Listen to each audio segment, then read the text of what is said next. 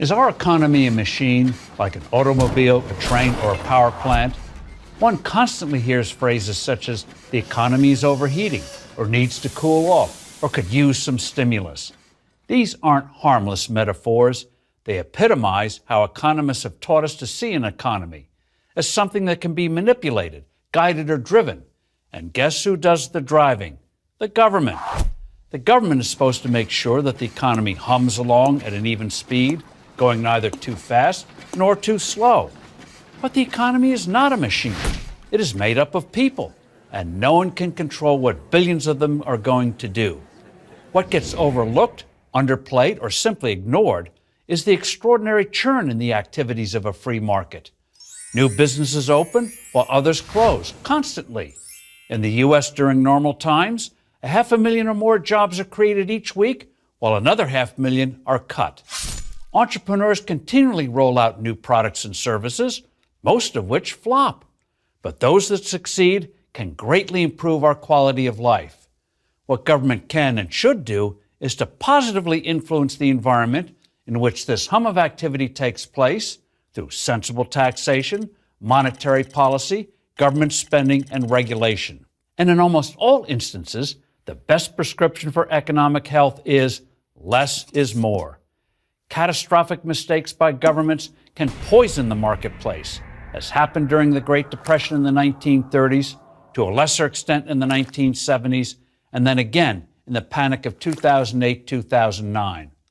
The government's recent mistakes have been compounded by tax increases and an avalanche of anti-growth regulations from Obamacare, the Dodd-Frank Financial Services Bill, and all those Washington regulatory agencies, such as the FCC, the EPA, and the National Labor Relations Board. If you want to understand why the American economy has been growing at the anemic pace of 1% to 2% a year, look no further. Again, the idea of an economy that purrs along like a well-oiled machine hurts, not enhances wealth creation, because invariably it leads to growth-retarding government intervention. Which brings us to bubbles. Shouldn't the government, the argument goes, at least try to stop them from happening? Well, it depends. Those caused by misguided government policies like the housing bubble of the mid-2000s? Yes. Those caused by the free market? No. Bubbles have a bad name, but not all of them are created equal. There are healthy ones and unhealthy ones. The good kind develops when a lot of people simultaneously recognize a great opportunity. Computers are an excellent example.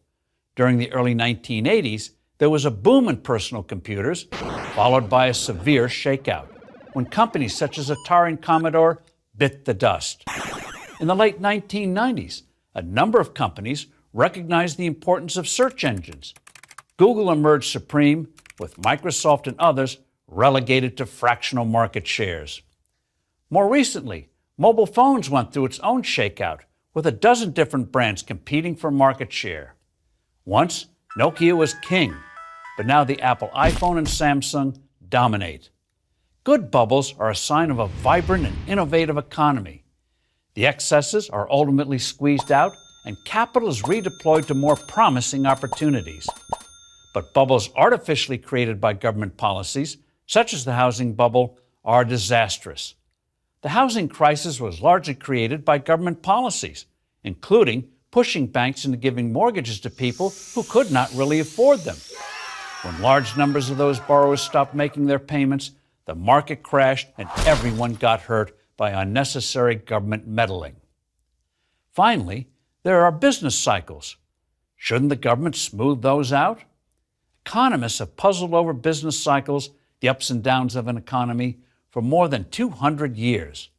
Most have treated the phenomenon like an illness, something to be cured, instead of what it is, the ebb and flow of the free market, where what people might want is created and what people don't want is destroyed.